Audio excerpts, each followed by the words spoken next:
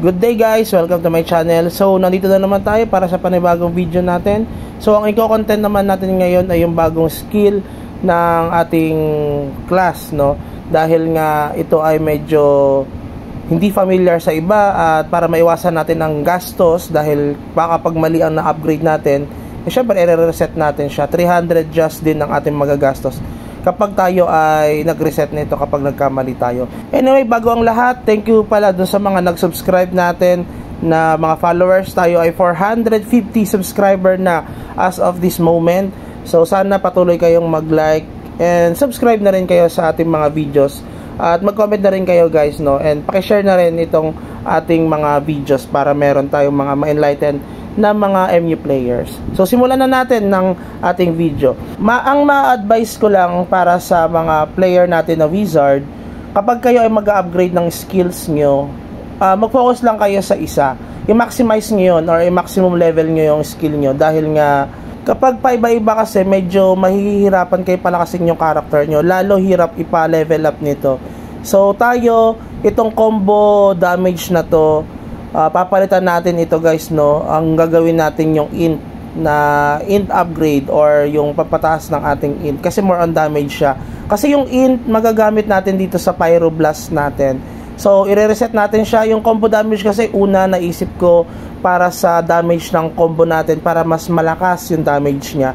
Pero kapag pagdating dito sa mga upgrade ng ating skill, lalo sa Pyroblast na ginagamit natin, at yung panibagong skill talent na binigay sa atin ng MU, mas mapapakinabangan natin yung int up compare dito sa combo damage. At yung combo damage naman kasi pwede siyang habulin doon sa combo fruits natin. Unlike dito sa int up, lalo na doon sa Pyroblast na gagamitin natin, yung skill may per 100 int natin, madadagdagan yung ating damage na Pyroblast. Kasi sa Pyroblast ang ina-upgrade natin, hindi itong yung Aqua Beam or sasabi nilang Aurora at yung isang skill na pang AOE natin, yung Blizzard.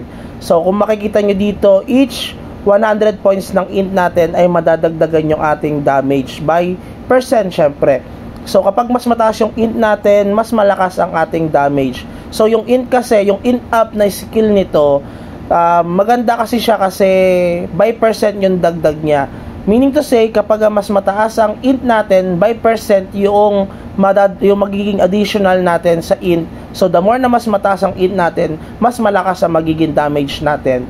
Ulitin ko ha, yung combo fruits, pwedeng ihabol natin yan doon or ipapalit natin doon sa combo damage increase natin dito sa skills. Dahil nga mahirap itong pataasin at mahirap itong ipa-level up. So hindi natin ito patatasin yung Aqua Beam or yung Aurora na tinatawag at yung Blizzard dahil nga bihira natin siya gamitin.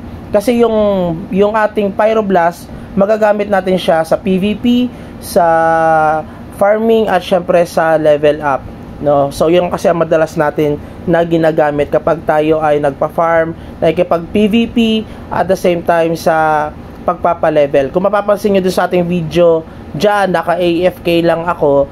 So, Pyroblast lang ang ginagamit natin. So, dominant ang Pyroblast na skill natin. So, yan ang ating ipa-priority compare doon sa ibang mga skill. So, dahil doon medyo magagastosan tayo ng 300 just. So, parang 300 pesos yan. So, para maiwasan nyo yun, tignan nyo itong video na to, panoorin nyo. Pero ito ay isang guide lang or isang suggestion lang para sa mga players natin na wizard, lalo na maraming nagwi-wizard ngayon dahil nakikita nila magandang mag-farm itong ating wizard.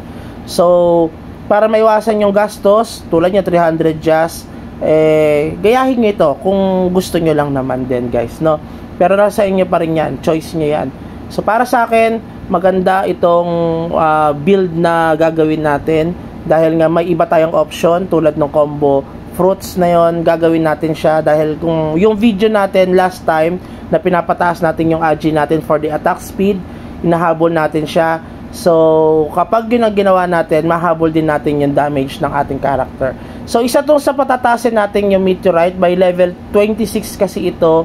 So medyo mahirap nga magpa-level. So malaki-laki pa rin ang magagastos natin. Pero maganda itong meteorite. Wala pa ako nakikita na wizard as of the moment, wala pa ako nakikitang wizard sa amin na gumagamit nitong meteorite kasi nga mahirap siyang ipa-level. Siguro yung top 1 namin kasi ako ay top 2 na wizard kasi nagkaroon na ng merge ng server.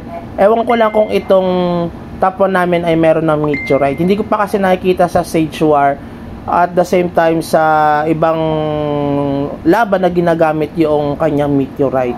No, dahil nga sa summoner nakita na natin yung kanilang level 26 na skill sa master talent na nawawala ka para kang napupunta sa black dimension.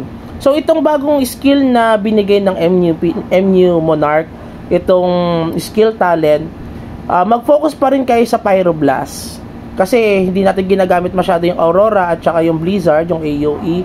So ang choices dito yung Pyroblast at saka yung Meteorite at yung Aqua Beam or yung Aurora.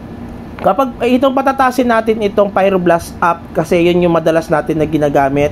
So level 6 na siya, guys, no. So medyo mataas na ang bigay sa atin diyan. Parang 2% na rin ata ng damage natin ang madadagdag diyan or parang 1.7 yata. Hindi ako sure. Tignan niyo na lang yung ating video na yan. So dito naman sa second skill niya, hindi ko kasi sure kung itong kailangan mong ipa-level up ng level 15 itong Pyroblast na to, yung T1 niya bago ka makarating sa T2, or okay lang na mix ito yung kasi importante kasi meteorite bala ko kasing i-upgrade itong T1 tapos kapag available na yung meteorite skill ko, upgrade ko na yung T1 ng meteorite skill ko kasi maganda rin siya. Pero parang ang understanding ko kasi dito, kailangan mo munang ma-maximize yung T1 ng Pyroblast bago ka makapunta doon sa T2 ng Pyroblast. Pero maganda yung sa T2 ng Pyroblast kasi parang splash damage siya. So the more na pina-upgrade mo siya, mas lalawak yung damage na or yung area na matatamaan mo. Tapos titigil na tayo sa T2 kasi mahirap nga itong ipa-level up, no. Yung T3 hindi natin masyadong gagamitin. Or i-level up. Kasi ito ang i-focus natin, yung meteorite naman. Ipapa-level 15 natin siya kasi maganda yung bigay nung T2 na skill dahil nga yung ating meteorite, ang ganda nung damage increase sa atin kapag na level 15 natin siya, plus 15% damage ang mabibigay sa atin. Ay 10 damage I mean. No, 10% damage ang mabibigay sa atin. Ang laking damage yan para sa atin. Ang laking bigay niyan kapag tayo ay pag na-maximize na natin yung skill na yan.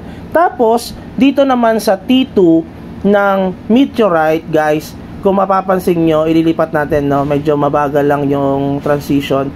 Dito kasi sa T2 ng ating meteorite, guys, maganda yung bigay niya. Kasi level 1 niya, may 20% na reduction ng cooldown ng ating meteorite. Biruin mo yun, kapag na level 5 mo siya, each meteorites daw natatama doon sa kalaban natin sa level 5, 100% cooldown reduction.